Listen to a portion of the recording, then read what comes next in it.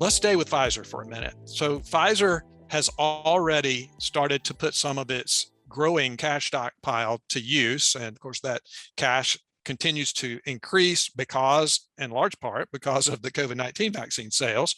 But Pfizer announced on Monday that it's acquiring Trillium Therapeutics. Ticker there for Trillium is TRIL.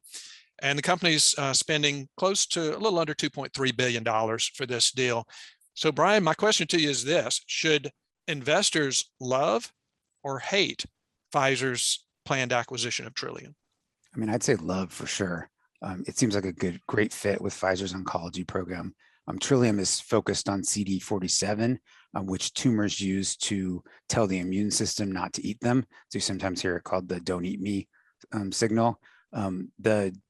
The drugs work well. Trillium's drugs work well on their own, but Pfizer is obviously buying the company not only for its drugs to work on their own, but also buying to combine them with its other drugs.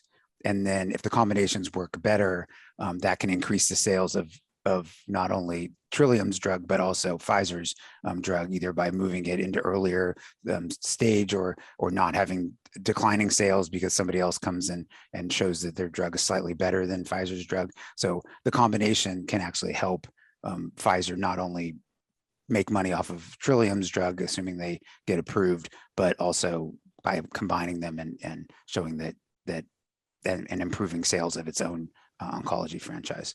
The only thing that sort of looks suspect on the love part is the price. The Pfizer's paying $18.50 per share, which was over 3 times the price of where it closed on Friday before the merger or acquisition was announced. But many small cap biotechs have had a really rough year. And that's also true of Trillium. It started in the year in the $14 range.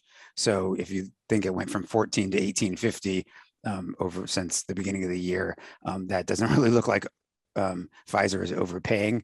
And Pfizer is actually an investor in Trillium, so I'm guessing they have a pretty good idea of how to value Trillium's drugs.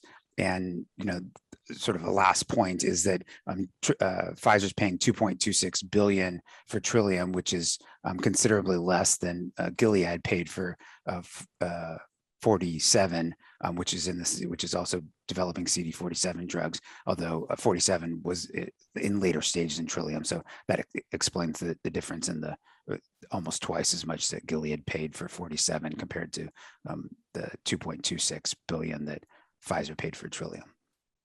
Yeah, Brian, I totally agree with you. I'm a Pfizer shareholder, and I totally agree with you on the merits of this deal. I think it is one that investors should love. It was a great fit. And you made a point, Brian, that I think should be stressed. Pfizer already owned a stake in Trillium. The company had a close connection with the small biotech. So they had a pretty good feel of what the potential for Trillium's pipeline programs are. And so that's important. I mean, this wasn't something where you had a big drug maker kind of going in blind, not knowing a whole lot about a company, smaller company, and buying it. Pfizer has known Trillium for a while now. And so I like this deal. I hope Pfizer makes more deals like this. And of course, they have plenty of cash to do more deals. Yeah, I think it's a perfect fit for the company's oncology franchise. And then hopefully they can get some boost of their other areas of expertise as well. Yeah, I would even go as far to say, Brian, at least over the last year or two, this is one of the better biotech acquisitions I've seen in terms of just good strategic fit, not paying up too much. There's some deals that aren't as good, but this is probably one of the better ones.